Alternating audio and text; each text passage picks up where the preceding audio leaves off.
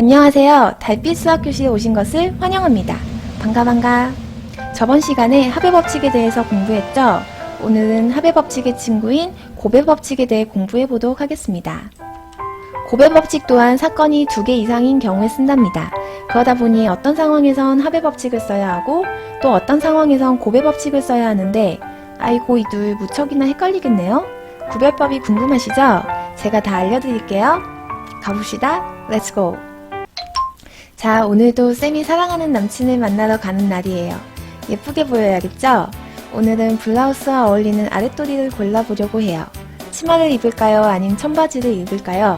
쌤은 다리가 환상적으로 이쁘기 때문에 치마를 입도록 하겠습니다. 자, 오늘 예제 1번입니다. SH의 옷장에는 블라우스 3종류와 스커트 4종류가 있어요. 블라우스 또는 스커트 중 각각 하나씩 택하여 입고 나가는 방법의 수는 몇 가지일까요? 자, 한번 풀어봅시다. 블라우스는 3종류가 있고 스커트는 4종류가 있어요. 우리가 배웠던 합의법칙을 떠올려 볼까요? 그럼 옷 하나를 택해 입고 나갈 수 있는 방법의 수는 7가지가 되겠네요? 그런데 말입니다. 그렇게 입고 나갔다간 바로 경찰서행이에요. 무슨 말이냐고요? 자, 그림으로 설명해 볼게요. 안 하는 게 낫겠죠? 봐봐요. 윗도리를 입었으면 그 각각의 경우에 아랫도리가 있어야 하는데 윗도리 또는 아랫도리에 버린 변태가 돼버려요. 남친은 바로 도망가겠지요? 더하면 안 되겠어요. 그럼 우리는 이때 어떻게 해야 할까요? 초등학교 때 띠지게 그렸던 수영도 기억나시나요?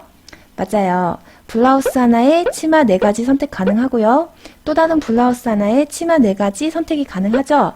이렇게 각각 줄 그어가며 하나하나 다 구했었는데 그때 참 힘들었어요. 그쵸? 사실 어떻게 구했으면 됐을까요? 블라우스는 총 3가지고 그 각각의 경우에 스커트는 4가지씩 선택 가능하니까 4 더하기 4 더하기 4라는 식이 나오겠죠? 같은 숫자를 반복해서 더할 때 우리는 어떤 기호를 쓰지요? 곱하기. 그러니까 팍 떠올려지네요. 아핫, 각각의 사건에 대한 경우의 수를 구한 다음 그냥 곱하면 되겠네요? 네, 맞아요. 그렇게 곱하면 돼요. 우린 이걸 곱해법칙이라고 불러준답니다. 그럼 정확하게 곱해법칙에 대해 알아봅시다. 두 사건 A, B에 대하여 사건 A가 일어나는 경우의 수가 n, 그 각각에 대하여 사건 B가 일어나는 경우의 수가 n이면 두 사건 A, B가 동시에 일어나는 경우의 수는 n 곱하기 n이다. 가 곱해법칙이에요. 무슨 뜻이죠? 천천히 다시 한번 음미해봐요. 두 사건 A, B에 대하여 라고 했어요. 곱해법칙 역시 사건이 2개 이상인 경우에 쓰면 되겠군요. 그리고 여기에도 동시에 라는 말이 나와요. 뭐죠? 합의법칙과 같은 의미의 동시에일까요? 합의법칙에서의 동시에가 뭐였죠? 각각의 사건을 집합으로 표현했을 때 교집합의 원소를 뜻했어요. 즉, A 사건에도 들어있고 B 사건에도 들어있는 원소라는 말이었죠. 그럼 곱해법칙에서의 동시에는 무슨 뜻일까요? 예를 통해 이해해 보도록 합시다. 가볼까요? 렛츠고! 그때 던졌던 그 주사위를 다시 한번 던져보죠.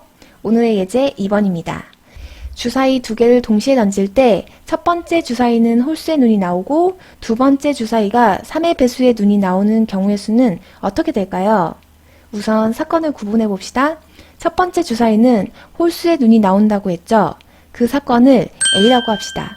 두 번째 주사위는 3의 배수의 눈이 나온다고 했고 그 사건을 B라고 해요. 그리고 각각의 사건을 집합으로 표현해보면 이렇게 되겠네요. 이제 어떻게 하면 될까요? 첫 번째 주사위에서 나오는 그 각각의 경우에 두 번째 주사위에서 나온 눈을 연결하면 되겠어요. 이렇게요. 첫 번째 주사위에서 1의 눈이 나왔어요. 연이어 두 번째 주사위에서 3의 눈이 나오고 있죠. 아, 여기서 동시에 라는 말은 연이어 사건이 일어나고 있다는 말이었어요. 그러니까 계속 진행 중이라고 생각하면 되겠네요. 그럼 문제를 풀어볼까요? 1, 3, 5 그 각각의 경우에 2가지씩이니까 2 더하기 2 더하기 2는 6이 되겠어요. 이것을 곱해법칙을 이용해 더 간단하게 구해볼까요? 사건 A와 B는 이렇게 표현할 수 있고 각각의 사건의 경우의 수는 A 사건은 3가지, B 사건은 2가지죠. 사건 A가 일어날 때 연이어 사건 B가 일어나므로 곱해법칙을 이용하면 3 곱하기 2. 따라서 구하는 경우의 수는 6가지가 되겠네요. 예를 통해 알아보니 너무도 쉽네요. 그러니까 고배 법칙이란 두 사건이 연이어 일어나고 있을 때, 그러니까 사건 A가 일어나고 그 각각에 대해 사건 B가 일어날 때 각 사건의 경우의 수를 구해 그냥 곱하면 된다. 그 의미가 되겠네요.